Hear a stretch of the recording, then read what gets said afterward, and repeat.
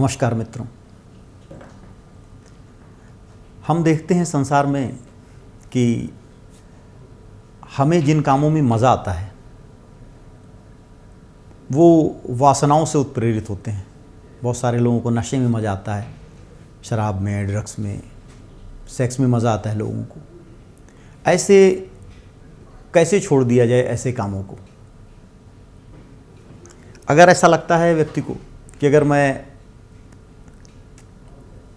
भगवान ने जो रास्ता बतलाया है उसी रास्ते पर काम करने लगूंगा तो जीवन बड़ा नीरस हो जाएगा।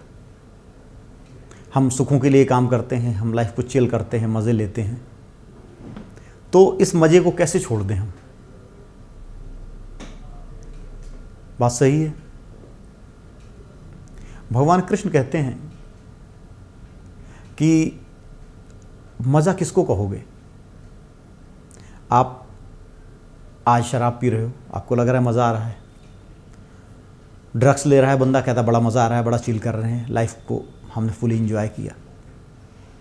लेकिन जो व्यक्ति अपनी भावनाओं में इस तरह बह जाता है वह बहता जाता है, वासनाएं धीरे धीरे उसे अपना गुलाम बना लेती हैं। वह पहले शराब का 1 पैक पिएगा, 2 पिएगा, 4 पिएगा, लास्ट में शराबी बन जाएगा। नशा करेगा, ड्रग्स का स्मैकिया बन जाएगा। जिन वासनाओं को कभी आपने अपने नियंत्रण में लेकर थोड़ी छूट दी थी, एक समय ऐसा आता है वो वासनाएं ही आप पे नियंत्रण कर लेती हैं। आपके हाथ में ब्रेक नहीं होता, आप रुक नहीं पाते हो। स्टार्ट तो आप करते हो और स्टार्टिंग के टाइम लगता भी है कि बिल्कुल चीज़ें मैं स्टार्ट कर रहा हूँ, मेरे नियंत्रण में है, लेकिन वो कब आपके नियंत्रण से बाहर चली जाती हैं आपको पता ही नहीं चलता। यही भगवान कृष्ण भगवद गीता में कह रहे हैं कि दूरेण ह्यवरम कर्म बुद्धि योगात् धनंजय बुद्धो शरणम आविच्छ कृपणाः फल हेतवः। जो अवर कर्म है, जो गर्हित कर्म है, जो निंदनीय कर्म है, समाज जिन कर्मों की निंदा करता है, अगर आपको उसमें मजा आ रहा है तो कहीं ना कहीं आपके अंदर समस्या है। इस समस्या को आप पहचानिए। अगर आपको किसी को कष्ट देने में मज़ा आ रहा है, किसी को मारने पीटने में मज़ा आ रहा है, किसी की संपत्ति को नुकसान पहुंचा के मज़ा आ रहा है, या अपने आप को ही कष्ट देने में मज़ा आ रहा है, अपने आप के भविष्य बर्बाद करने में मज़ा आ रहा है, तो आपको विचार करने की आवश्यकता है।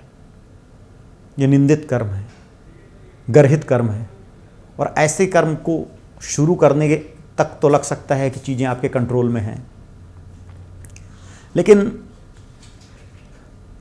कहाँ आपके कंट्रोल से बाहर हो जाएंगी और किस हद तक आप चले जाओगे वो आपको भी पता नहीं है। आप अपने आनंद के लिए शराब पीना चालू करते हो, शराब पी के नालियों में पड़े रह सकते हो। ड्रग्स लेना चालू कर सकते हो, स्मैकिए बन के कहीं भी पड़े रह सकते हो। आपका पूरा शरीर, किडनी से लेकर लीवर, सब खराब हो सकता है। आप अपने परिजनों के लिए बहुत बड़े दुख का कारण बन सकते हो। अगर आपने दूसरे के प्रति नफरत विरोध पाल लिया है, उसको नुकसान पहुंचाने के चक्कर में आप अपना पूरा जीवन व्यतीत बर्बाद कर लेते हो। क्योंकि जो नकारात्मकता आपके शरीर से, आपके कर्मों से परिलक्षित होती है, किसी का आप बुरा करने जाते हो, सबसे पहले वो आपके दिमाग में आती है, आपके विचारों में आती है और आपके मस्तिष्क को प्रभावित करती है, आपके शरीर को प्रभावित करती है। निगेटिविटी इतनी भर जाती है लोगों में कि कुछ लोग ऐसे होते हैं कि दूसरे को उड़ाने के लिए खुद मानव बम बन जाते हैं, अपने शरीर पे बम बांध के उड़ा लेते हैं ताकि दूसरे ज़्यादा से ज़्यादा मरें। उसको पहन कर लोग पूजा स्थलों में चले जाते हैं और अपने आप को उड़ा लेते हैं, बस कि भाई मैं भले मर जाऊं लेकिन दूसरे का बहुत ज़्यादा नुकसान हो जाए। इस तरह के कर्म व्यक्ति को एक ऐसे जाल में फंसा देते हैं जिनसे बाहर आना बहुत ही मुश्किल होता है। इसलिए भगवान कृष्ण हम बुद्धि योग की बात कर रहे हैं कि ऐसे गर्हित और निंदनीय कर्म में आपकी रुचि ही नहीं होनी चाहिए। अगर ऐसे कर्म आपको पसंद आ रहे हैं, आपको अच्छा लग रहा है, तो आपको रुकने, विचार करने की आवश्यकता है और बैठकर बुद्धि से चिंतन कीजिए। और इस तरह आनंद के लिए जो कार्य किए जा रहे हैं, जो सुख के लिए कार्य किए जा रहे हैं, और गर्हित काम, जो निंदित काम है, समाज जिनको तिरस्कार करता है, ऐसे कामों को करने में अगर आपको आनंद मिल रहा है और आप उस लिए काम कर रहे हो, तो ये समझो कि आपका भविष्य बड़ा विकराल है। कृपणाः फल हेतवः। इस तरह के काम व्यक्ति के जीवन को बर्बाद कर देते हैं। अब इस तरह अगर आपको विचार आ रहे हैं तो क्या करना चाहिए, किस तरह का जीवन करो कि इन तरह के विचारों से मुक्त हो जाओ, आप नशे से मुक्त हो जाओ, आप दूसरों की बुराई करने से मुक्त हो जाओ, आप खुशी का जीवन जियो। भगवान कृष्ण कहते हैं कि बुद्ध युक्तो जहाती है उभे सुकृत दुष्कृते, बुद्ध युक्तो जहाती है उभे सुकृत दुष्कृते तस्माद् योगाय युज्यस्व योग कर्मसु कौशलम। सबसे पहले आप वासनाओं को किनारे करिए और बुद्धि द्वारा सोचना चालू करिए। वासनाएं हमेशा बुद्धि के नियंत्रण में रहनी चाहिए। वासनाओं की पूर्ति ज़रूरी है। गृहस्थ जीवन में रह रहे हो, आपकी इच्छाएं होंगी, आपके जीवन में सुख आएंगे, दुख भी आएंगे, उनको तटस्थ रहना है। भगवान कृष्ण ने पहले ही बता दिया, मात्रा स्पर्शास्तु कौन्तेय शीतोष्ण सुख दुखदा।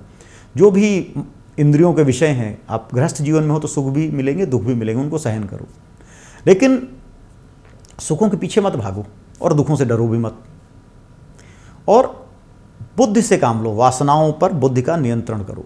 अगर वासनाएं किसी का बुरा करने को कह रही हैं तो बुद्धि के द्वारा रोको, अपना ही बुरा करने को कह रही हैं तो बुद्धि के द्वारा रोको। आप स्वयं चिंतन करो, विचार करो, बुद्धि पर नियंत्रण करो, इससे पहले कि ऐसी कंडीशन आ जाए कि वासनाएं बुद्धि का नियंत्रण मानने से मना कर दें। आप नशेड़ी हो जाओ। आप नशा केवल स्मैक या शराब का ही नहीं होता, एक हिंसा का भी नशा होता है, एक बुराई करने का भी नशा होता है, एक ईर्ष्या और द्वेष का भी नशा होता है, यह भी ऐसा ही नशा होता है, एक अहंकार का भी नशा होता है, एक ऐसा नशा होता है जो कि आपके कंट्रोल से बाहर होता है। इन पे कंट्रोल करना है तो शुरू में ही इनके लक्षण पहचान कर और अपने बुद्धि से उनको नियंत्रित करना है। और बुद्धि से नियंत्रित करने का तरीका ये है कि आप न जीवन में अच्छी की इच्छा करो, न बुरे की इच्छा करो। दो पहिए हैं, दोनों पहियों को हटा दो। न जीवन में आपको कुछ अच्छा चाहिए न बुरा चाहिए। जो कुछ भी कर्म करो प्रभु को समर्पित कर दो, भगवान को समर्पित करके जीवन में आगे बढ़ते जाओ, कर्म करते जाओ। आपके साथ आप देखोगे कि सब कुछ अच्छा होता जाएगा और जीवन में खुशियाँ ही खुशियाँ आती जाएंगी। यही कर्मों की कुशलता है। योगः कर्मसु कौशलम, यही जीवन में कुशलता है और यही योग है कि आप शुभ और अशुभ, सुख और दुख, अच्छा और बुरा दोनों का परित्याग कर दो। जब तक आप अच्छाई के पीछे भागते जाओगे बुराई आपके पीछे लगी रहेगी।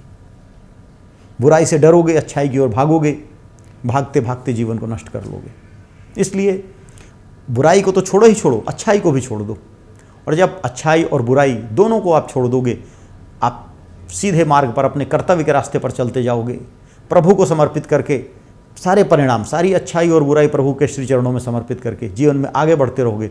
आप देखोगे कि बुराई तो कहीं गुम हो गई है, जो बची है वो केवल अच्छाई ही अच्छाई बची है। हरि ओम तत्सत।